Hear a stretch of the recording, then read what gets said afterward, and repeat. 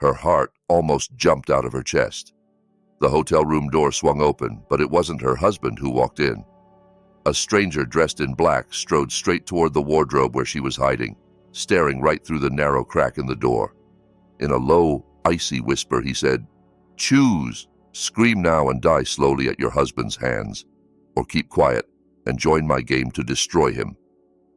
In that instant, Ava realized her wedding night was not the beginning of a fairy tale, but an ambush. Before we really dive into what happened, drop a comment telling me where you're watching from, and don't forget to like this video and subscribe so we can keep bringing you more stories like this one. Because just a few hours before that stranger appeared, everything in Ava's life looked perfect. The lavish wedding reception was finally over. The glittering ballroom, the endless line of guests, the blinding crystal chandeliers were replaced by the soft, intimate light of a five-star hotel suite prepared for the newlyweds. Ava stood in front of the full-length mirror, still in her ivory wedding dress and delicate headscarf, fingertips brushing the new gold ring on her finger as she whispered to her reflection, "I'm really Mrs. Ryan Carter now." Ryan had been her rock for the last 2 years, ever since she lost both parents and inherited her late father's company. To everyone, he was the dream husband, charming, devout, impossibly patient. He'd held her hand through grief, listened to every fear, and promised to protect both her and the business her father built from nothing. Tonight, after the exhausting celebration, he'd gone back down to the lobby to handle checkout for their relatives who were staying in the same hotel. Left alone in the suite, Ava looked at the rose petals on the bed and the candles flickering by the balcony and decided she didn't want to be the obedient bride waiting prettily on the edge of the mattress. Giggling to herself, she hitched up the heavy skirt of her gown and tiptoed to the walk-in wardrobe in the corner. It was big enough to hide her easily between hanging suits and coats. She slipped inside, closing the door until only a sliver of space remained. Through that thin gap she could see the room, and through that thin gap she imagined her husband's puzzled face when he walked in, found the bedroom empty, and started calling her name. She planned to jump out, hug him from behind, and shout, "Surprise!" Her heart pounded with excitement as she waited in the dark, trying not to laugh. A few minutes later, she heard the soft beep of the keycard at the door. The handle turned, hinges creaked. Footsteps crossed the marble, then the thick carpet. They were heavier and slower than Ryan's usual relaxed stride. Ava's lips parted for her playful, "Got you?" But she froze. The man who stepped into view from the narrow gap between the wardrobe doors was not her husband. He was dressed all in black. A leather jacket, dark jeans, a cap pulled low. Broad-shouldered, taller than Ryan, his posture tense. He shut the door, slid the chain across, checked it twice, then turned his head unerringly toward the wardrobe, as if he could see straight through the wood. Ava's blood turned to ice as he walked directly toward her hiding place. She clamped both hands over her mouth to keep from gasping. Maybe he was a thief. Maybe he'd take whatever he wanted and leave. But he didn't glance at the jewelry tray or the designer luggage. He stopped right in front of the wardrobe, reached out, and yanked the doors open. Ava stumbled backward against the wall, breath trapped in her throat, ready to scream. The man lifted a finger to his lips in a sharp gesture for silence. Under the wardrobe light, she saw a hard jawline, a narrow scar near his temple, and no weapon in his hands, only a smartphone. He crouched without touching her, giving her space, but pinning her with a cold, urgent stare. Without introduction, he tapped his phone and turned the screen toward her. An audio recording started playing at full volume, so clear it sounded as if the speakers were standing right beside them. The voice on the recording was one Ava knew better than any other, warm, deep, the same voice that had just promised to love and protect her for the rest of their lives. Ryan's voice. But in this recording, he was laughing in a way she had never heard before. Sharp, mocking, cruel. "Finally got her to marry me," he said. "You have no idea how sick I am of playing the perfect gentleman for 2 years. Praying on time, listening to all that integrity talk just to win her trust." A woman giggled in the background, another voice Ava recognized with a jolt. Zara, Ryan's distant cousin, the orphan he constantly helped. The sweet, modest girl Ava had taken under her wing. On the recording, Zara's tone was honeyed and flirtatious. "Be patient, babe. This is all for our future. Just a little longer." Ryan's voice hardened. "Relax. After tonight, she's legally mine, which means her money is almost ours. I've got the plan set. In 3 months, I'll have her declared mentally unfit. Her mom's depression? Perfect excuse. I'll slowly mess with her head, dose her drink so she hallucinates, make everyone think she's inherited the family madness. Once I get full signing authority, I drain the company, divorce her, lock her in a psych ward, and we disappear to Europe.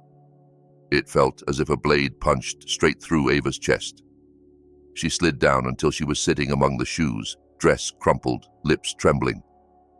The stranger shut off the recording just as Ryan and Zara's laughter overlapped like a villainous duet. Who are you?" she croaked, voice cracking. He slipped the phone back into his jacket. "Name's Ian," he said, barely above a whisper. "Private investigator, and if you start screaming now, you'll never be able to prove any of this. He'll turn it on you, say the audio is fake and you're unstable. That's why I told you, either scream and die slowly in his hands, or keep quiet and work with me to destroy him." From the hallway outside came cheerful humming and approaching footsteps. The real Ryan stopped outside the door. The handle rattled against the chain. "Babe? Why is it locked from the inside? You changing?" he called, voice full of the gentle affection that had once melted her.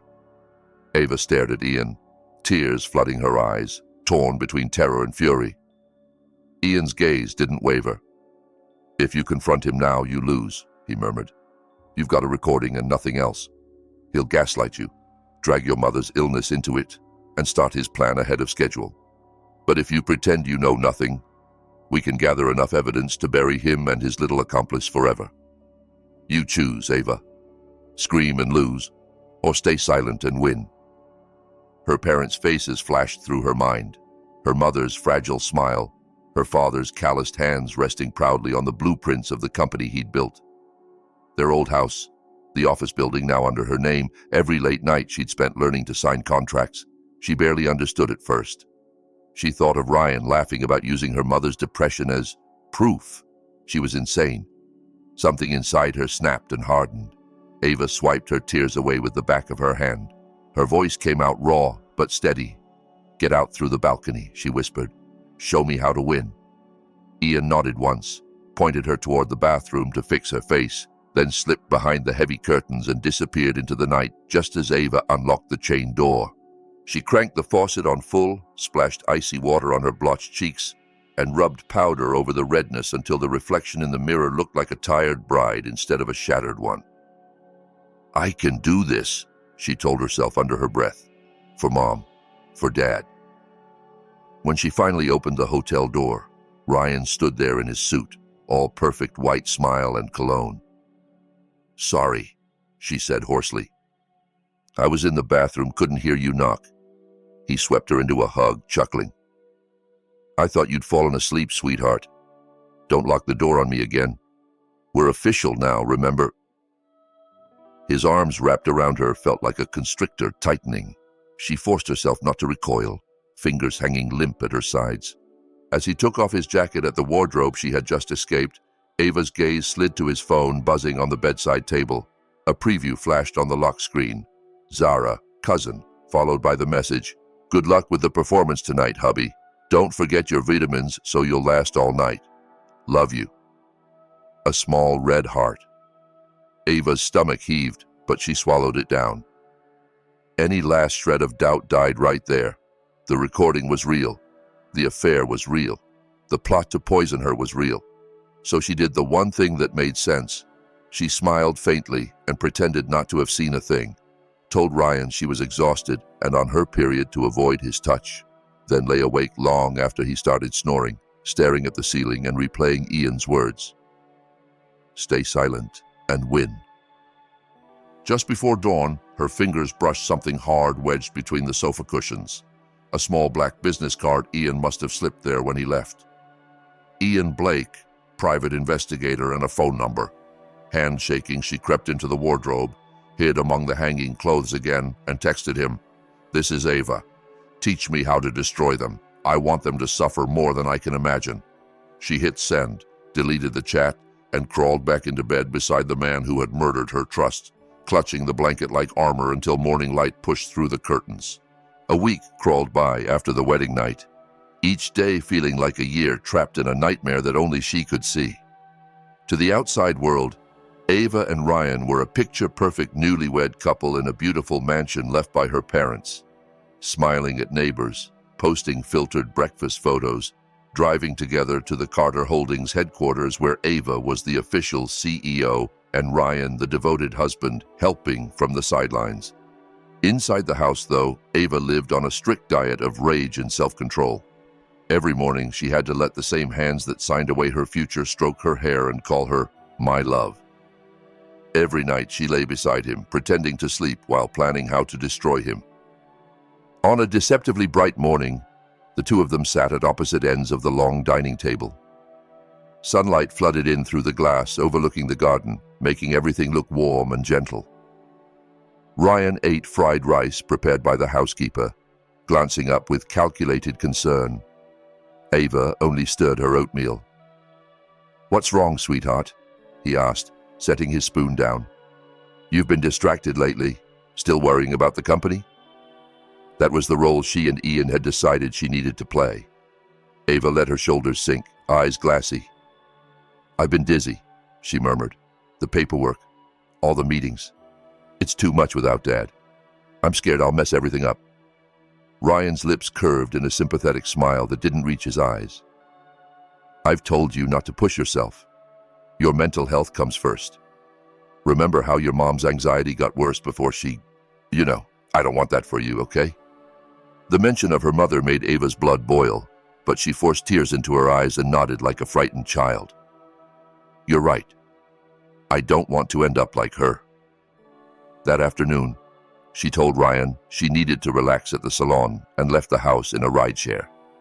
Instead of heading to her usual spa, she switched cars halfway, just as Ian instructed, to make sure no one followed her. Her real destination was a small hidden cafe on the edge of the city. Ian waited in the darkest corner in a flannel shirt and baseball cap. No small talk. He slid a thick brown envelope across the table. "This is what you asked for," he said quietly. "I reopened your father's accident case." Ava's fingers trembled as she spread the contents out. Photographs of twisted metal, bank statements, a mechanic's criminal record. Ian pointed at a line of numbers on a bank slip. "The day before the crash, your husband wired $75,000 to a man named Jared Cole, former mechanic with a history of shady work. That deposit cleared just hours before the brake lines on your father's car failed. Around the same time, Ryan paid off a $300,000 online gambling debt in full." Ava slapped her hand over her mouth as the dates and amounts connected in her mind. "So, my father said no when Ryan begged for a loan, and then suddenly his brakes failed." Ian nodded grimly. "This isn't just cheating and theft, Ava. This is premeditated murder."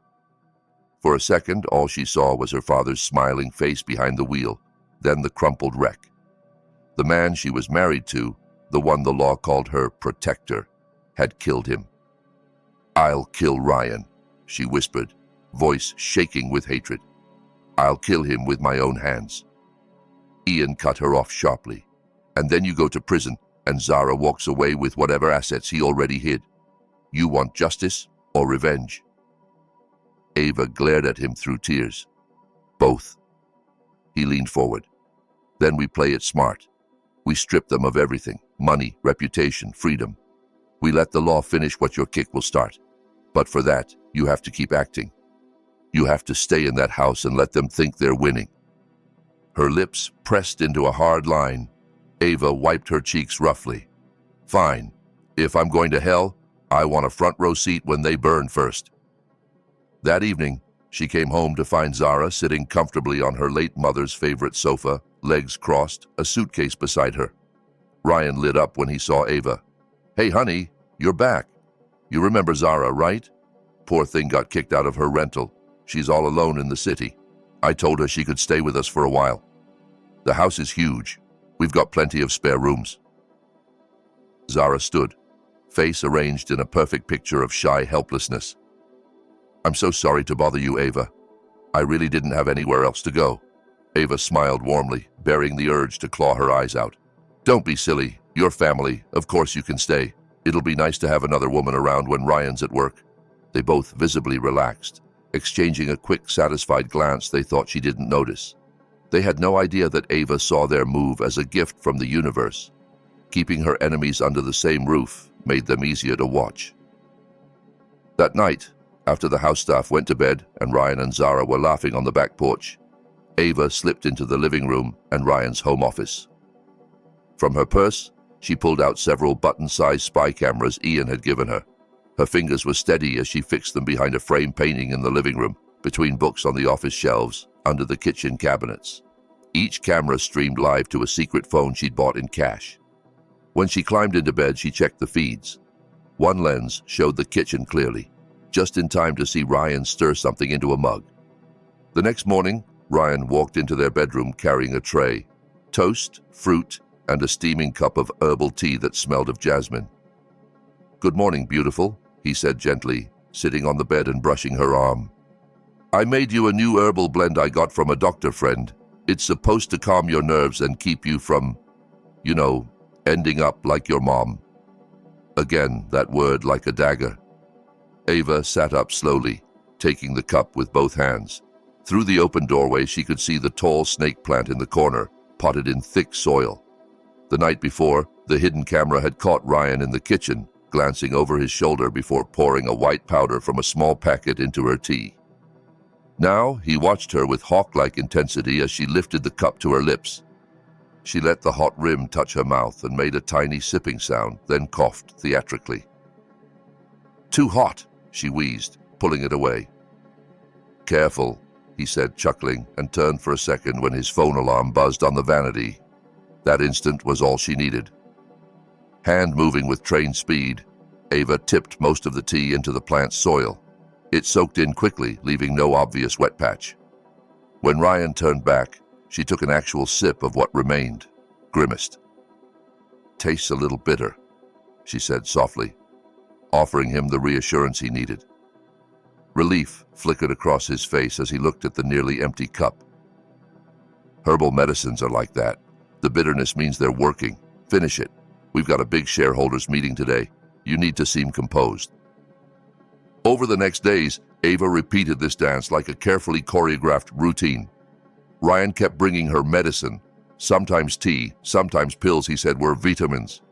She kept finding ways to spill, spit, or hide most of them, making sure just enough disappeared to convince him she'd swallowed them. At the same time, she began acting like the woman he wanted her to become, unstable, forgetful, haunted. She forgot conversations with Zara, called her by the housekeeper's name, apologized with wide, frightened eyes. One night at dinner, she suddenly dropped her plate, sending food crashing to the floor, and screamed that she saw a black shadow lurking in the corner of the dining room. Ryan and Zara rushed to her, pretending to comfort her. Later, in front of the hidden camera, they smirked and whispered that the drugs were working faster than expected. While Ava played the crazy wife, Ian chased the money trail. He discovered that Zara still paid for an old apartment under someone else's name, probably a stash house.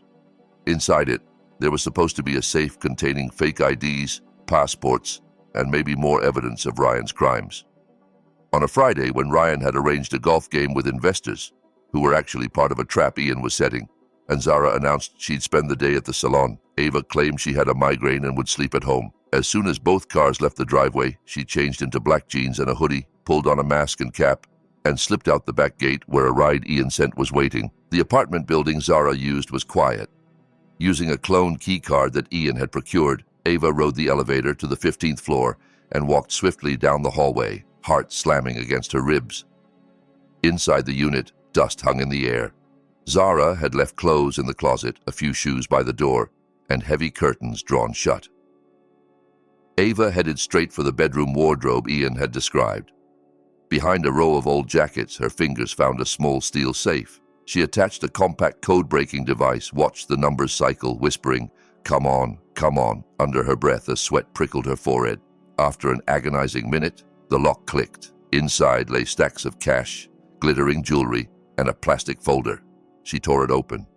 A passport with Ryan's face but the name Eric Hale, a fake driver's license, documents for offshore accounts, and a marriage certificate showing Ryan and Zara had been secretly married for 2 years, long before he ever proposed to Ava, proof that her own marriage had been a con from the start. She photographed everything with her phone, then stuffed the originals into her backpack. Just as she turned toward the door, a familiar beep echoed through the apartment, the sound of a keycard at the front door. Zara's voice floated in, annoyed. "Yeah, Ryan, the salon was closed for renovations. I'm just grabbing a jacket from the old place." Panic surged through Ava. There was no fire escape on this floor, no other exit. The only hiding place was the wardrobe she'd just raided. Heart hammering with déjà vu, she dove back into the closet, shoving the safe shut and slipping behind thick coats. She pulled the doors almost completely closed, leaving only the tiniest crack for air. Her fingers curled around the small can of pepper spray in her pocket, the one Ian had insisted she carry. If Zara opened the door, there would be a fight, and only one of them might walk away. Footsteps approached the bedroom. "I think my red leather jacket is still here," Zara said into her phone. The closet handle rattled. Ava held her breath until her lungs burned, every muscle tensed. Then, at the last possible second, a shrill alarm shattered the air. The building's fire siren blared, followed by a recorded announcement ordering everyone on the 15th floor to evacuate immediately due to detected smoke. Zara shrieked, snatching her handbag and bolting out of the bedroom, swearing as she ran. Ava waited long enough to hear the front door slam, then collapsed to her knees among the coats, laughing shakily with relief. Ian had promised he could trigger the fire system remotely if she was in danger. He hadn't been lying. Using the chaos of people rushing down the stairwell, Ava slipped out with her backpack and mask on, blending perfectly into the panicked crowd as she headed back to the waiting car. With evidence secured, the second phase of their plan began. A slow, surgical attack on Ryan's finances and alliances. As the legal owner of Carter Holdings, Ava still had access to accounts Ryan didn't know about, set up years earlier by her cautious father. Guided by the company's old, loyal financial advisor, she quietly shifted liquid assets, cash, short-term deposits, bonds, into safe foreign accounts only she could access. She did it in small, carefully timed transfers, so nothing obvious popped up on the dashboards Ryan monitored. At the same time, she and Ian designed a trap that would exploit Ryan's greed. A fake real estate project in a restricted forest area, dressed up as a golden opportunity with glossy brochures and false permits. Through one of Ryan's golfing buddies, who was actually on Ian's payroll, the bogus investment proposal landed on his desk. That night, he strode into their bedroom practically buzzing, map in hand. "Look at this, Ava," he said, fanning pages out on the bed. "A once-in-a-lifetime property deal. We triple our money in 6 months, but we need your signature as primary shareholder to release the funds."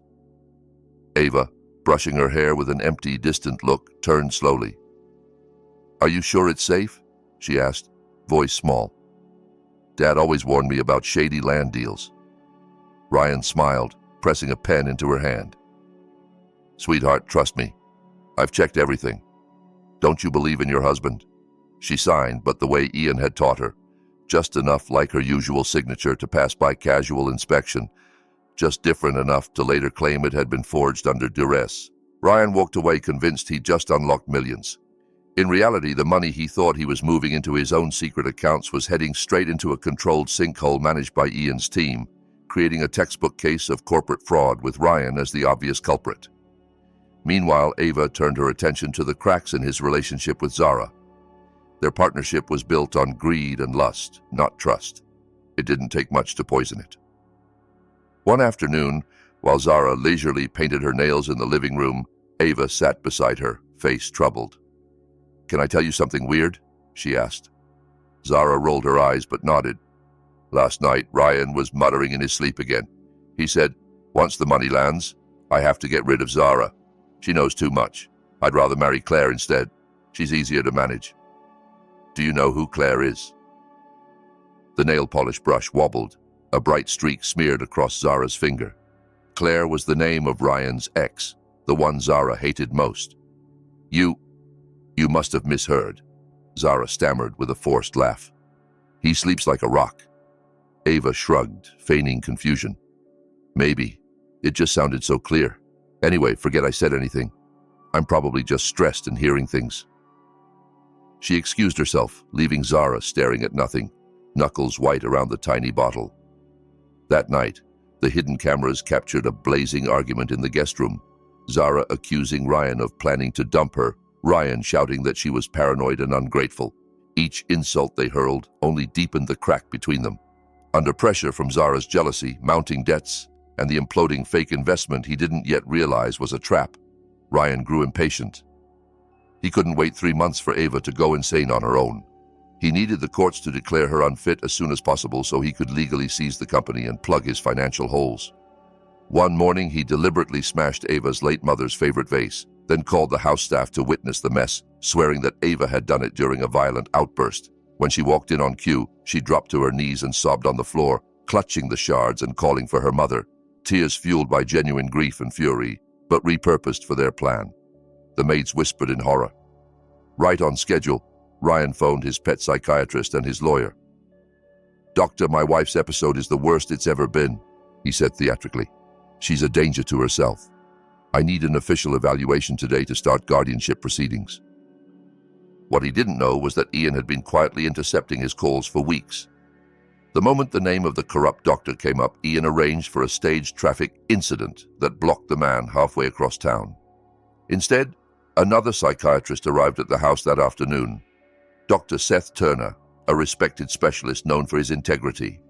He had identification, 2 nurses from a prominent psychiatric hospital, and a formal letter explaining the last-minute substitution. Nervous but cornered, Ryan let him in anyway, reasoning that any competent doctor would see the crazy wife he'd built with weeks of drugs. The evaluation took place in the master bedroom, with Ryan, Zara, and a lawyer watching from the corner like vultures. At first, Ava played the part exactly as expected. She sat on the edge of the bed, hair messy, body rocking slightly, eyes unfocused. Dr. Seth asked gentle questions about the date, the place, her feelings. Ryan waited eagerly for her to babble about ghosts or conspiracies. Instead, after a few minutes, Ava inhaled slowly, stopped rocking, and lifted her head. Her gaze sharpened. "Yes, doctor," she said clearly. "I can hear you just fine." In front of everyone, she rattled off the date, the time, their location, and calmly pointed to Ryan across the room. "That is my husband," she added, "who seems very upset that I'm answering your questions correctly." Ryan choked. "She's faking it," he yelled. "Ask her harder questions. She's been drinking special herbal medicine every day. She's not stable." Dr. Seth raised an eyebrow. "Herbal medicine?" he repeated. "From whom?" Ryan stammered something about a doctor friend and vitamins. Ignoring him, Dr. Seth administered a full battery of cognitive tests, math problems, memory sequences, logical puzzles. Ava tackled them all calmly, her mind razor-sharp. There were no hallucinations, no disordered thoughts, just a bright, furious intelligence. After nearly an hour, Dr. Seth closed his folder and turned to Ryan. "Mr. Carter," he said firmly, "your wife is mentally healthy. There is no sign of psychosis, major depression, or delusional disorder. In fact, her cognitive function is above average. I will be issuing a formal statement declaring her fully competent to manage her affairs. Based on what I've observed, any petition to strip her of legal authority would be unfounded." The color drained from Ryan's face. "That's impossible," he blurted. She drank. She's been acting crazy." Dr. Seth's gaze cooled. "Acting is the key word," he said. "Good day, Mr. Carter." He and the nurses left, followed by the lawyer, who politely informed Ryan that without a supportive medical report, guardianship would be an uphill battle. The bedroom door clicked shut, leaving Ryan alone with the woman he had dubbed weak and gullible. He turned on her, eyes wild. "What did you do?" he hissed. "How are you suddenly normal?" Ava rose slowly, smoothing her blouse. Then she stepped close enough that only he could hear and whispered, "Your tea tasted a little bitter, remember? From the very first cup, I poured it into the snake plant behind the bed. The only thing your medicine has poisoned is that poor plant. I have been acting for you, Ryan, and you believed every second." He staggered back as if she'd slapped him, breathing hard. "You..." She smiled, a small, terrifying curve of her lips. "I warned you once," she said. "If you ever hurt me, I would stop being the girl who needed saving and become the woman you should fear. Enjoy what's left of your freedom." Down the road, sirens were already gathering. The police Ian had alerted about a certain fraudulent investment and a stack of forged documents. But Ava wasn't finished. She wanted the world to see exactly who Ryan and Zara were before the cell doors closed. That chance came at the grand anniversary gala for Carter Holdings, held in the same kind of five-star ballroom where Ava had once believed in fairy tales. Hundreds of investors, high-ranking officials, and journalists filled the crystal-lit room. Ava, in a deep blue evening gown and matching headscarf, greeted guests with a poised smile. Beside her, Ryan, in a fresh tuxedo, looked like the perfect supportive husband, though sweat dampened the back of his shirt. Across the room, Zara stood in a too bright red dress, fidgeting with her glass. She felt every judgmental glance. Rumors about her living arrangement had started to leak. Meanwhile, Ian and a few of his men, posing as event security, kept silent watch near the exits and near Zara. After the opening montage celebrating the company's growth, it was time for speeches. Ava took the stage first. "Good evening," she said, voice resonant over the sound system. "Tonight we celebrate not just numbers but values. This company was built by my father on honesty and integrity.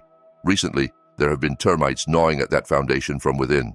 Before we toast, I'd like to introduce you to the man most responsible for threatening everything my father built. My husband, Ryan Carter." Polite applause broke out as Ryan stepped up next to her, forcing a smile. Microphone in hand, he launched into his familiar practice charm. "Thank you, my love. It's been an honor to help guide this ship. My vision is to take Carter Holdings global to—" Suddenly, the ballroom went dark. Gasps rippled through the crowd. Only the giant projection screen behind them flickered to life, bright as day. At first, people thought it was part of Ryan's presentation, until they recognized the scene. It was Ava's living room, filmed in crisp, hidden camera clarity. On the screen, Ryan and Zara lounged together on the sofa, an expensive bottle of wine between them. Their voices filled the ballroom, loud and unmistakable. "She's so easy to fool," screen Ryan said with a smirk. "Just like her mother, a little pill in her tea every day, a few episodes, and everyone will call her crazy." Zara's recorded voice chimed in, laughing. "And if she starts to catch on?" "Then she has an unfortunate accident," he replied casually. "Faulty brakes run in the family, remember?" Shock turned the room to stone. Investors, police officers, journalists all stared at the monstrous confession playing larger than life. Someone shouted. Cameras flashed as reporters instinctively raised their phones to record. The video shifted to still images. Ryan's fake passports, bank transfers to shady accounts, the secret marriage certificate with Zara. On stage, the real Ryan stood frozen, face ashen, microphone dangling uselessly. "This is edited," he shrieked suddenly, voice cracking. "Deepfake, lies." He dropped the mic and bolted toward the emergency exit, shoving stunned guests aside. At the same time, in the audience, Zara panicked and tried to distance herself, screaming that Ryan had forced her, that she was only a victim. Ryan's escape route ended at the emergency door, where Ian stepped in front of him, arms folded. "Leaving so soon, Mr. Carter?" he asked calmly. Ryan swung wildly at him. Ian easily twisted his arm behind his back and slammed him against the wall just as uniformed police officers surged in, flashing badges. Cameras caught every second as Ryan was handcuffed, cursing and spitting. On the other side of the room, Zara's attempt to flee was cut off by a female officer who snapped cuffs onto her wrists, despite her shrill claims of innocence. The grand anniversary gala dissolved into a storm of shouting, flashing lights, and live-tweeted scandal. Ava remained on stage, expression inscrutable as she watched the two people who had tried to break her dragged through the flashing cameras like common criminals. In the days that followed, the media feasted on every detail. Poisoned bride, corporate con artist couple, murder for inheritance. The headlines were relentless. The fraud case was airtight. The attempted poisoning and conspiracy to commit Ava to a psychiatric facility were backed by recordings and witness testimony. The older homicide case, her father's accident, took longer. Forensic experts re-examined the wreckage and the brakes with new eyes. Money trails from Ryan to Jared the mechanic were mapped out. While that investigation continued, Ryan was locked in a detention facility, Zara in another. Or that was the plan. Ryan hired one last expensive lawyer with money he'd hidden in a secret account. On the grounds of a supposed heart condition and assurances of cooperation, the lawyer secured a temporary bail. Ryan was released under strict conditions, confined to the city and required to check in regularly, but free to walk around for now. free but destroyed. His assets were frozen, his cars repossessed, his luxury apartment seized. Old friends stopped answering his calls. He ended up in a dingy roadside motel on the edge of town, watching news segments replay his humiliation over and over. Every time he saw Ava's composed face behind a podium, something inside him twisted into a tighter knot of rage. In his twisted logic, he was the victim of her ingratitude. He drained cheap liquor from a bottle, eyes bloodshot, staring at the black market handgun on the chipped nightstand. "If I'm going down," he muttered to his reflection, "I'm taking you with me, Ava. You don't get to win." That night, storms rolled in, rain slamming against the motel window. Lightning slashed the sky as Ryan pulled on a dark jacket, stuffed the gun into his waistband, and headed for the one place he knew better than anyone, the house he used to call home. Security had been tightened since the gala, but Ryan still knew blind spots in the cameras he himself had once insisted on installing. He climbed the back wall, slipped past a lens he knew pointed slightly too high, and jimmied the kitchen window open with a crowbar. Thunder masked the sound of glass cracking. Inside, the house smelled of lavender air freshener and something else, safety. It made his skin crawl. He crept toward the living room, planning to climb the stairs and catch Ava in her sleep. What he didn't expect was to find someone already awake and waiting downstairs. As he stepped into the main hall, the lights snapped on. Ian sat in an armchair facing the entrance, still fully dressed, one arm resting on the chair, the other near his belt. "I figured the sewer rat would eventually come home," he said dryly. "Put the gun down, Ryan. The police are already on their way." "This is between me and my wife," Ryan snarled, yanking the pistol free. Ian stood slowly, hands raised. "Ex-wife," he corrected, "and it ended the moment you decided to poison her." Ryan pulled the trigger. The shot cracked through the house, echoing like a scream. Ian dove behind the couch, but not fast enough to avoid the bullet entirely. It grazed his left arm, hot pain ripping through flesh. Upstairs, Ava jolted awake. She burst out of her bedroom just in time to see Ryan charging up the stairs, gun still in hand, face twisted. "Ava!" he bellowed. "Come here. If I burn, you burn with me." Every instinct told her to lock herself in the bedroom, but the thin wooden door would never hold. Instead, she sprinted down the hall toward the balcony attached to the master suite, flinging the glass doors open and stepping out into the cold rain. Wind whipped her hair and soaked her nightgown as she backed up against the balcony railing, the garden 2 stories below a dark blur. Ryan stumbled out after her, soaked, manic, gun raised. "You thought you could make a fool of me?" he shouted over the storm. "You thought you were smarter than me?"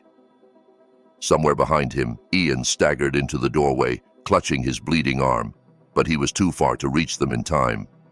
"Let her go, Ryan," he shouted. "You fire that gun, and there's no coming back." Lightning flared, turning Ryan's face into a grotesque mask. "There was never any coming back," he hissed, taking another step forward, muzzle aimed at Ava's chest. Fear clamped around her lungs, but that wasn't all that lived inside her now. Months of betrayal, rehearsed courage, and Ian's self-defense lessons flared into something sharper than panic. As Ryan shifted his weight to steady his aim, Ava lunged, not backward, but forward. She drove the heel of her foot in a brutal front kick straight into his solar plexus, just as she'd been taught. At the same time, she shoved his shoulder with all her strength. His shoes slipped on the rain-slicked tiles. For a split second, his eyes met hers, full of shock and hatred, before his body pitched over the railing. He fell in a flailing arc, the gun firing once into the air as it flew from his grasp. The impact when he hit the car in the driveway was sickening, the crunch of metal, then a heavy thud on the stone pavers. Ava clung to the railing, chest heaving, rain and tears mingling on her face. Below, Ryan lay twisted, legs at angles that legs should never bend, but still alive, groaning in pain. Sirens wailed in the distance, growing louder. Ian staggered to her side, gripping the railing with his good hand. "You did it," he murmured, voice rough but proud. "And you're still standing." Together, they watched red and blue lights wash over the street as police cars and an ambulance screeched to a halt outside the gate. Officers swarmed the driveway, guns drawn, shouting commands. Medics pushed a gurney through the open gate, lifting Ryan's broken body onto it with minimal sympathy. Even as they strapped him down, A detective read him his rights for attempted murder, assault with a deadly weapon, and violation of his bail. There would be no more lawyers twisting the system in his favor. From the front steps, Ava watched silently, a blanket draped over her shoulders, Ian's bandaged arm resting in a sling. She stepped forward only once, when the gurney passed close by. Rain had washed most of the blood from Ryan's face, but not the fear. She slipped her wedding ring off her finger, the gold cold against her skin, and dropped it onto his chest. The soft clink sounded louder than any siren. "Consider that my last charity," she said calmly. "You can pawn it in prison for cigarettes. From now on, not a single cent of my father's money will ever touch your hands again." Elsewhere that same night, justice caught up to Zara too. Desperate after seeing Ryan's downfall splashed across every channel, she'd used her last hidden cash to buy a ticket out of the country and stolen one of his fake passports from the safe before it was seized. At the airport, she strutted through the crowd in sunglasses and a cheap blonde wig, clutching her boarding pass like a lifeline. But when she stepped into the automated passport gate, silent alarms flashed on the control screens. Within seconds, security officers surrounded her. Her screams, claiming she was pregnant, that she was being persecuted, echoed uselessly through the terminal as phones recorded her being handcuffed and dragged away. By morning, the clip had gone viral, playing side by side with the footage of Ryan being wheeled into a prison hospital. 6 months later, the storm had long passed, replaced by late afternoon sunlight slanting through the high windows of a crowded courtroom. Ryan sat in the defendant's chair in a wheelchair, a cast on one leg and an orange jumpsuit replacing his bespoke suits. The once carefully styled hair was now streaked with gray, his cheeks hollow. Beside him, Zara looked nothing like the glamorous cousin Ava had once welcomed. Without makeup, in the same ill-fitting jumpsuit, she seemed smaller, eyes darting around like a trapped animal. The judge's voice rang out over the hush. The evidence of premeditated murder against Ava's father, the attempt to poison Ava, the fraud, the embezzlement, the illegal gun, the conspiracy between them. The gavel came down on a lifetime sentence for both. Zara exploded, screaming that it was all Ryan's fault, that she'd only ever done what he told her. Guards dragged her out as she kicked and cursed. Ryan barely moved. He stared at his cuffed hands, a single tear sliding down his face. Whether for guilt or self-pity, only he knew. In the front row, Ava watched without flinching. When the judge dismissed the court, reporters surged outside. This time, Ava didn't hide from their microphones. Dressed in a sharp blazer and stylish headscarf, she answered a few questions calmly. "Justice takes time," she said, "but it comes. I'm grateful to everyone who helped. Now I want to focus on rebuilding Carter Holdings the way my parents intended, and on making sure no one like Ryan ever gets close enough to hurt us again." Under her leadership, the company flourished. She cleared out every executive loyal to Ryan and replaced them with seasoned professionals who respected her, not her vulnerability. She set up charity programs in her parents' names, funding mental health clinics and scholarships.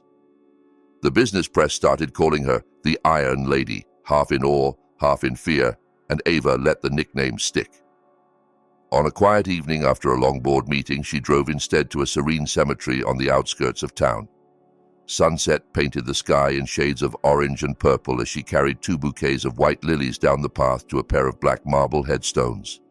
Kneeling between her parents' graves, she laid the flowers down and traced their names with gentle fingers. "It's over," she whispered.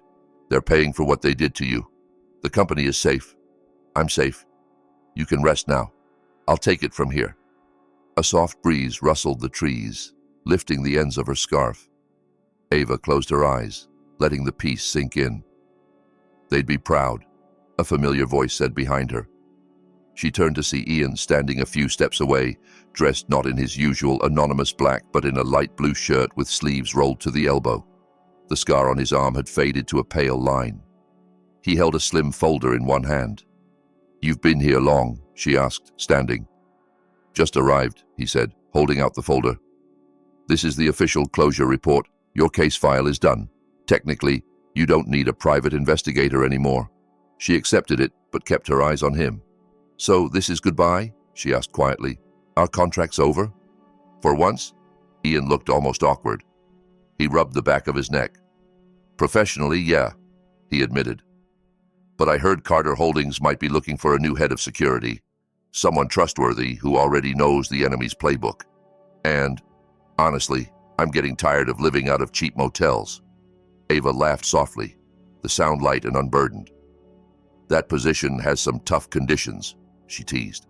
My head of security has to be on call 24/7 and may occasionally be forced to have dinner with the CEO on weekends. Ian smiled, really smiled, and it made him look years younger. I think I can handle that, especially the dinner part.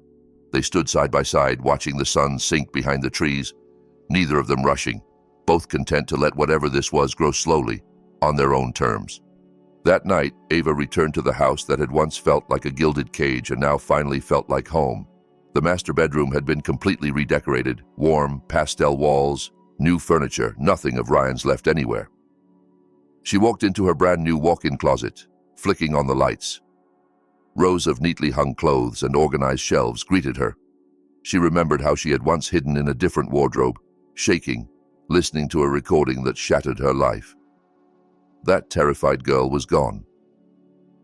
On her dressing table lay a small black card. Ian Blake, private investigator. She smiled and tucked it carefully back into its box, not as a lifeline anymore, but as a reminder of how far she'd come. Ava turned off the closet light, closed the door with a firm, final click, and climbed into bed. No hidden poisons, no monsters pretending to be husbands, only the quiet hum of a safe house. As she pulled the blanket over herself, she let out a long, steady breath. For the first time in a long time, she fell asleep without fear, ready for a future she would choose herself. And if you stayed with Ava's story until the end, tell me in the comments what you would have done in that wardrobe on her wedding night, and don't forget to like this video, subscribe, and share it so we can bring you more stories of women who refuse to stay victims.